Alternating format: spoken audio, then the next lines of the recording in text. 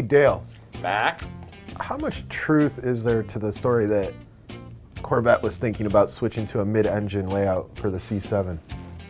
You know, that is the rumor that will never die. I'm thoroughly convinced that there's always going to be a mid-engine Corvette out there somewhere. You talk to Taj Juchter, the chief engineer, and he says, no, right now they're wedded to the current architecture, which they call, for Corvette, a front mid-engine design. Because the engine in the Vette is mounted behind the front axle center line. It's really pushed towards. Well, that's pretty much every performance car worth a damn anymore is front mid-engine. Pretty much, Whether it's the Viper, whether it's the Corvette, whether it's a BMW, whether, I think the important question is today, given today's technology and everything that's out there from suspension design to all the electronic aids, I mean, why would you want a mid-engine car? Well, what's anymore? the benefit? You well, own look, one, I mean, traditionally speaking, a mid-engine car is the best layout. There's a reason race cars are all built that way, not maybe GT cars. Why? Mostly for weight distribution, for balance. This idea that 50-50 weight distribution is the ideal balance to have is not necessarily true. If you look at how a lot of modern Ferraris are set up, on purpose, they have bias to the rear somewhere between like 4 and 6%. And that helps with traction. If you know what you're doing, you can rotate the car into corners easier than you can in a front engine car, theoretically, I think.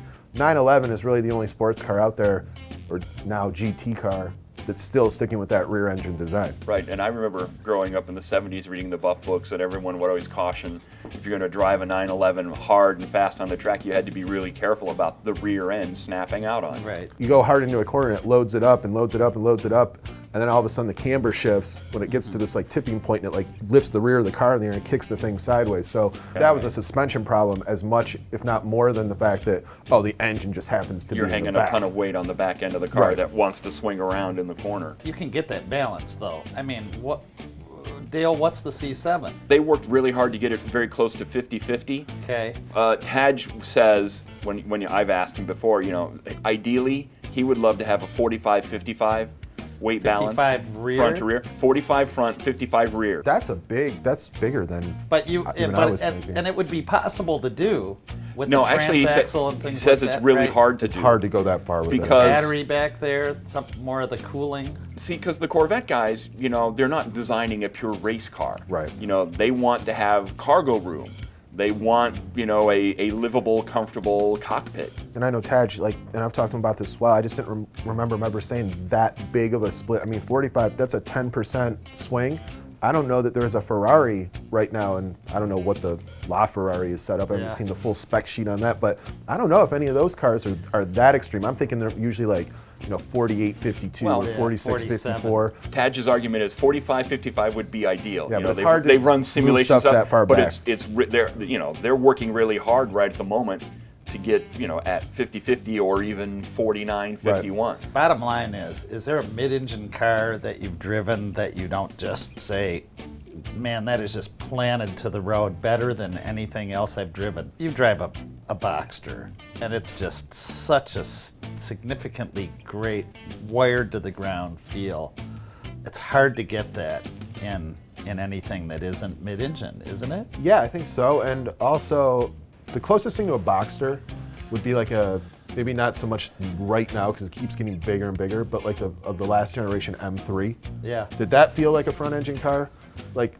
Sorta, but you could drive that car you could drive it on the throttle, you could slide it around, and it was completely controllable. Intuitive, feels right through the seat. The trouble is, a lot of the performance cars that you're used to driving that are front engine are things like Vipers and Corvettes, and the whole way the car is set up with that long hood, even though in size it's basically exactly the same as a 911, it feels like a much bigger car, and it's not as confidence-inspiring to the driver. We're talking about road racing, everything is mid-engine, from Le Mans prototypes to Formula One to IndyCar. A front mid-engine design doesn't seem to hurt the Corvette on the racetrack. Oh, well, very no, and much. it didn't hurt the M3s and GT. It's not going to hurt this year. BMW's running that Z4 in the American Le Mans Series. Front engine versus mid-engine versus rear engine, it's more of a personal preference really than an actual performance difference.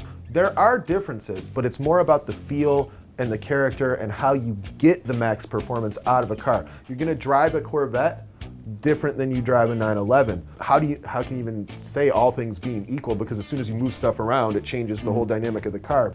I would still tend to agree. I would rather have a mid-engine car just for the feel it affords. Right. When's the last time you drove a Corvette ZR1 and were disappointed? Never. Never. When's the last time I was disappointed in a standard Corvette? Yeah. When you buy a road car, there's so many other factors in it besides lap times and whatever. I mean, the mid-engine layout, like, you're not gonna have a back seat unless you want a Lotus Evora with a back seat that's about this big. Right, yeah. People want, like you said, they want to take road trips in it and whatnot. I think we'd all kind of lean towards getting something in a mid-engine if you could do it, and it was practical for your needs. I mean, what's the cheapest mid-engine you get into? Is it the Evora? Probably, I think, right? Can you think of another one? No. At what? And that's 70. I believe it's the Smart. Fair enough. Oh, there's geez. a sub $20,000 mid-engine car right there. Go back to work now.